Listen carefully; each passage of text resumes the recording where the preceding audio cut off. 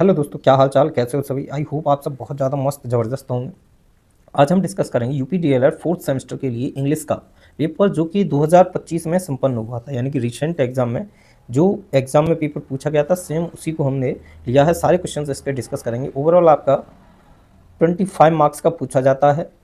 1 our में ये solve करना होता है। टाइम ड्यूरेशन कितनी रहती है? 1 आवर रहती है। तो आप इसको अच्छे से समझेंगे और कहीं ना कहीं आपको प्रीवियस ईयर्स के क्वेश्चंस लगाने से आपके अंदर ये डेवलप होती हैं चीज़ें, किस प्रकार के क्वेश्चन आते हैं और कैसे इनको हमें सॉल्व करना चाहिए। तो चलिए स्टार्ट करते हैं। सबसे पहले 5 क्वेश्चंस आपके शॉर्ट यानी कि एमसीक्यूज बेस्ड हैं, यानी कि आपके एमसीक्यूज फॉर्मेट में पूछे गए हैं।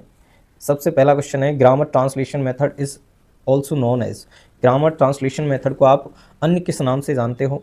इसके बेसिकली एग्जाम में 4 ऑप्शंस दे रखे थे आपके, बट हमने सिर्फ आंसर्स को चूज करके यहाँ पर लिखा है। तो ग्रामर ट्रांसलेशन मेथड को हम क्लासिकल मेथड के नाम से भी जानते हैं। व्हाट? Classical method. या फिर आप ऐसे बोल सकते हो, classical method is known as grammar translation method. Next question समझोगे, identify the sentence it was getting darker. It was getting darker आप समझने का प्रयास करोगे। वॉज वर प्लस वर्ब की फोर्थ फॉर्म ये होता है पास्ट कॉन्टिन्यूस में। किसमें? पास्ट कॉन्टिन्यूस में। तो इसीलिए यहाँ पर आपका जो करेक्ट ऑप्शन होगा वो पास्ट कॉन्टिन्यूस टेंस होगा। अब यहाँ पर आपसे याद रखना है, प्रेजेंट इंडेफिनिट का स्ट्रक्चर वो होता है सिंपल में वर्ब के साथ एस या फिर ई एस ऐड करना, एस या फिर ई एस ऐड करना। एंड नेगेटिव सेंटेंस में आप या फिर इंटरोगेटिव में सिंगुलर सब्जेक्ट के साथ डज यूज़ करोगे एंड प्लूरल सब्जेक्ट के साथ आप डू यूज़ करोगे। आई होप ये वाली क्लियर बात हुई होगी आपको। इसी प्रकार से प्रेजेंट कॉन्टिन्यूस का पूछ लिया जाए, फिर प्रेजेंट कॉन्टिन्यूस में is am are plus verb की फोर्थ फॉर्म मतलब आई एन जी। क्लियर है? आप देखोगे present perfect continuous tense. Present perfect continuous tense में आप देखोगे हैज़, हैव, बीन, यानी कि हैज़ बीन, हैव बीन के साथ वर्ब की फोर्थ फॉर्म। क्लियर है? चलिए, यहाँ पर आपको पता चल गया कि ये सेंटेंस पास्ट कॉन्टिन्यूस टेंस में होता है। चलिए नेक्स्ट क्वेश्चन डिस्कस करते हैं। क्वेश्चन नंबर 3 जो कि आपके लिए बहुत ज़्यादा इजी क्वेश्चन है। What is a demerit of communicative approach. Communicative approach की डीमेरिट आपको बतानी। डीमेरिट इज कमियाँ। अच्छा देखिए, कम्युनिकेशन जब भी आप किसी से बोलते हो, जैसे आप स्पोकन इंग्लिश करते हो तो आपका ज़्यादातर बोलचाल होता है, कम्युनिकेशंस होते हैं भैया। आप किस प्रकार से कम्युनिकेट कर रहे हो, तो कम्युनिकेट करते हो किसी से तो उसमें आपका ग्रामेटिकल एरर है वो ज़्यादा होती हैं। क्लियर है? इसी के साथ आप देखोगे it neglects reading and writing, यानी कि जो कम्युनिकेटिव स्किल होती है या फिर अप्रोच होती है उसमें आप देखोगे रीडिंग एंड राइटिंग को नेगलेक्ट कर दिया जाता है, यानी कि छोड़ दिया जाता है, अवॉइड कर दिया जाता है। तो आप यहाँ से पॉइंट क्या याद रखोगे? अगर यहीं पर 2 पॉइंट पूछे जाते तो आप बोल सकते हो it neglects reading and writing and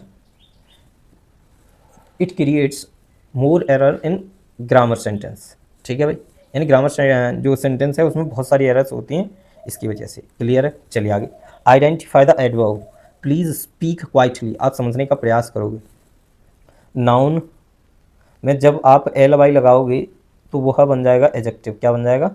adjective. But जब आप वर्ब में एल वाई ऐड करोगे, क्या वर्ब में एल वाई ऐड करोगे तो इस स्थिति में ये बन जाएगा एडवर्ब।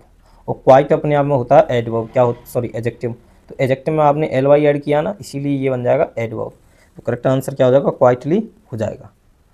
क्लियर है यहाँ तक सारी चीज़ें? चलिए आगे समझते हैं। क्वेश्चन नंबर 5 ये भी फिल इन द ब्लैंक्स, यानी कि आप बोल सकते हो एमसीक्यूज सेक्शन से है। विच इज करेक्ट आंसर, या फिर fill in the blanks beware blank dogs. आप समझने का प्रयास करोगे। क्या?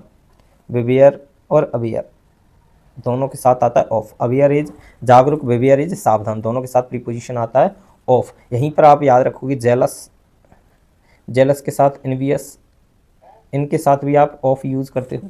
क्लियर है? आप देखोगे यहाँ पर लाफ, लाफ के साथ एट आता है। फोन्ड, FOND, शौक होना, इसके साथ भी ऑफ आता है। क्लियर है यहाँ तक सारी चीज़ें? चलिए स्टार्ट करते हैं। अब हम वेरी शॉर्ट क्वेश्चन हैं जो कि आपके एग्जाम में पूछे जाते हैं, क्वेश्चन नंबर 6 थे, उनको समझने की कोशिश करते हैं, क्योंकि यहाँ से भी आपको आपके एग्जाम में क्वेश्चन देखने को मिलते हैं और आप जानते हो कि ये पेपर ही आपका प्रीवियस ईयर का है। तो समझेंगे।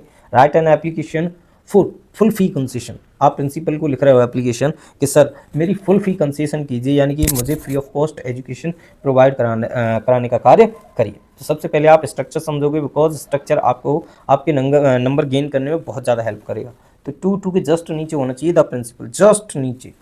इसके बाद रेस्पेक्टेड सर या फिर मैडम, यानी कि आपकी प्रिंसिपल मैम भी हो सकती हैं और सर भी हो सकते हैं, इसीलिए आपको दोनों यूज़ करने पड़ेंगे, sir plus madam.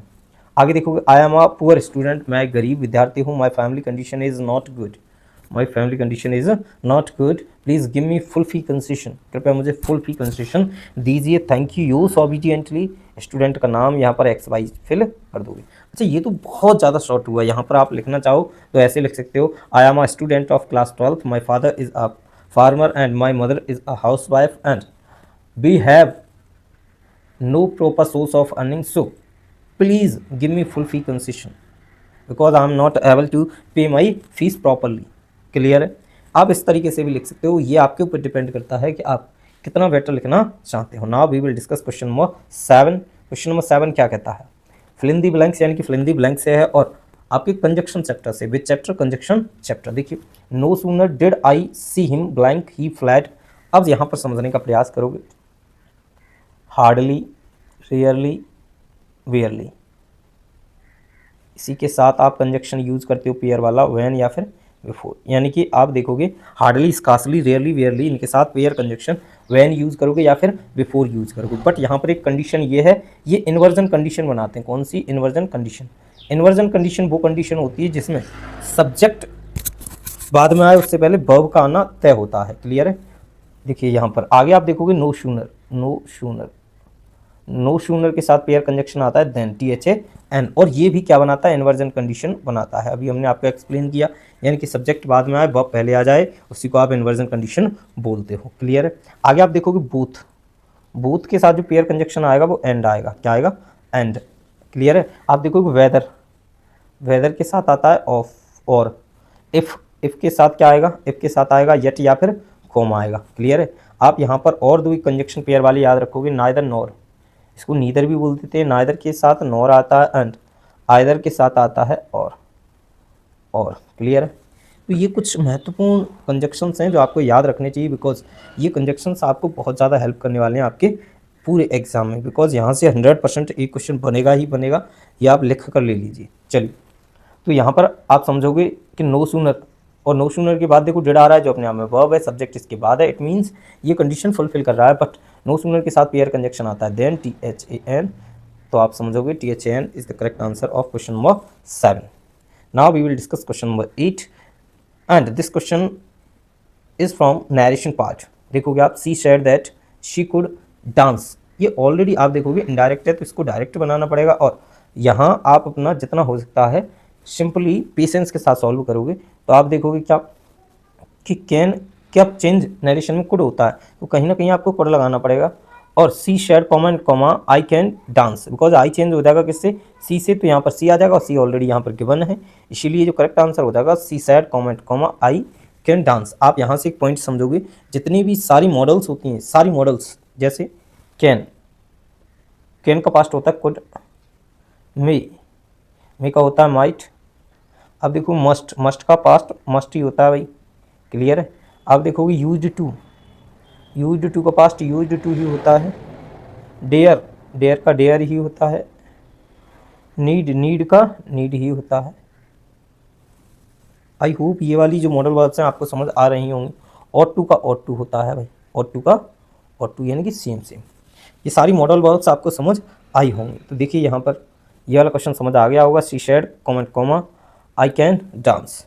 Next question, ये आपका चेंज करना है प्रेजेंट परफेक्ट टेंस में, प्रेजेंट परफेक्ट टेंस में चेंज करना है, और अभी ये है प्रेजेंट परफेक्ट में, किस में, प्रेजेंट परफेक्ट में आपको चेंज करना है प्रेजेंट परफेक्ट कॉन्टिन्यूस में। प्रेजेंट परफेक्ट कॉन्टिन्यूस की डेफिनेशन है, आप एक वचनकर्ता के साथ हैज़ बीन प्लस वर्ब की फोर्थ फॉर्म एंड बहुवचनकर्ता के साथ हैव बीन प्लस वर्ब की फोर्थ फॉर्म का यूज करते हो। तो यहाँ पर देखोगे आप कि बी तो बी ही रहेगा, चेंज वर्ब हो जाएगी have been speaking, we have been speaking. बहुत ही आसान आपके एग्जाम में पेपर आता है, कोई बड़ा हुआ टाइप का नहीं आता, इसीलिए आप इस सब्जेक्ट में आसानी से स्कोर कर सकते हो। और जो स्टूडेंट बहुत ज़्यादा वीक हैं वो लगभग यहाँ से आपके 10 to 15 डेज रेस्ट बचे हुए हैं, ओवरऑल आप 15 मान लीजिए, 15 डेज में आप एग्जाम में पास हो सकते हो, बस इस सीरीज़ को फॉलो कर लीजिए। Question number 10, point out the noun, noun आपको पॉइंट आउट करना है, नाउन। क्लियर है? नाउन क्या है सर, जो सब्जेक्ट बने या ऑब्जेक्ट बने वही नाउन होता है बेसिकली।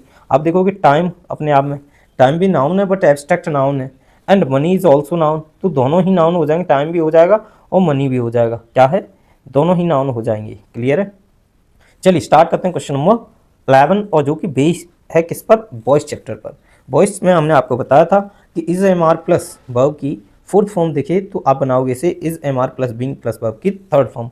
अगर आपको दिखता है डू या डज या फिर एस या यस, इसको चेंज करके आप बनाओगे is am are plus verb की थर्ड फॉर्म। तो यहाँ पर already third form, it means sir ये पैसिव वॉइस है, तो एक्टिव वॉइस में चेंज करना पड़ेगा। और एक्टिव वॉइस में अभी एक्सप्लेन किया था, अगर आपका सेंटेंस में एस या यस या डू डज आ रहा है तो वह जाकर वहाँ पर इज एम आर लग जाएगा। कौन सा चुनना है आपको, सबसे पहले आपको यहाँ पर कॉन्सेप्ट समझना पड़ेगा। वो कॉन्सेप्ट ये है, देखिए जब भी आप कंडीशनल सेंटेंस में देखोगे तो आप if I were a word, यानी कि आप देखोगे जब भी काल्पनिक सेंटेंस होंगे उस स्थिति में कोई भी सब्जेक्ट बना रहे इसके साथ आप वर ही यूज़ करोगे। जैसे मैं बोलूँ आपसे if he were a king, काश वह राजा होता, तो आप चाहे ही हो सी हो नाम हो आप वर ही यूज़ करोगे वर्ब के रूप में। क्लियर है। बट सेकंड पार्ट यानी सेकंड क्लॉज में आप यूज़ करोगे इसके साथ क्या, वुड। क्या यूज़ करोगे, वुड यूज़ करोगे। जैसे काश मैं एक राजा होता तो मैं तुम्हें सजा देता, if I were a king I would punish you.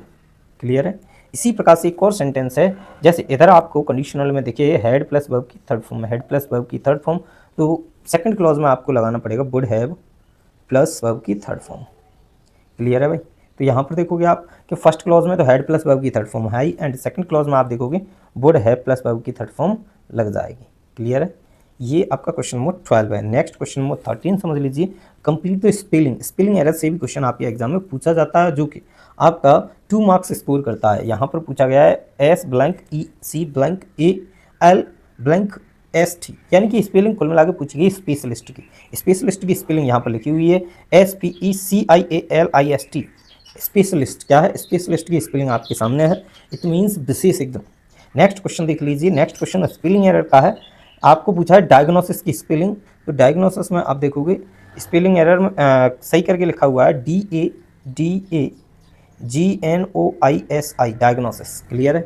आप इसको याद, कुछ एक स्पेलिंग्स और आपको याद बता दें हम। देखिए आपको याद रखनी स्कूल की, टीचर की, बिलीव की, बिलीव, डिसीव की भी याद रखनी है आप लोगों को भाई। ये कुछ स्पेलिंग एरर्स हैं जो आपको याद रखनी चाहिए।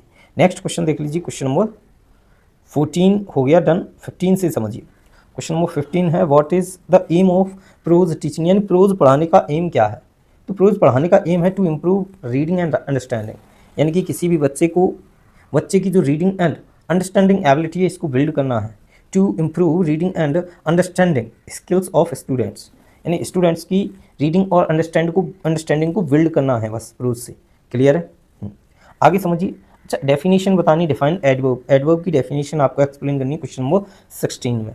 तो बच्चा जानता है एडवर्ब की definition, and adverb tells more about a verb, यानी कि एक शब्द जो ज़्यादा बताए किसके बारे में, वर्ब के बारे में। अगर आप ऐसे याद करते हो बहुत अच्छी बात है, नहीं करते हो देन आपका भाई आपको एकदम आसान सरल शब्दों में बताने का प्रयास करता है। समझिए, a word which qualifies adjective and adverb verb, यानी एक ऐसा शब्द जो एडजेक्टिव को भी क्वालिफाई कर दे, एडवर्ब को भी क्वालिफाई कर दे एंड वर्ब को भी क्वालिफाई कर दे, उसे आप क्या बोलते हो, एडवर्ब बोलते हो। आई होप ये वाला क्वेश्चन नंबर 16 आपको समझ आया होगा।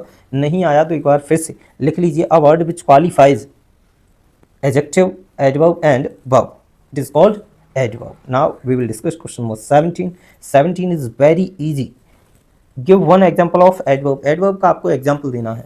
तो she runs fast, she runs fast, वह तेज दौड़ती है। यहाँ से आपको एक कॉन्सेप्ट क्लियर करना चाहिए, क्या, फास्ट।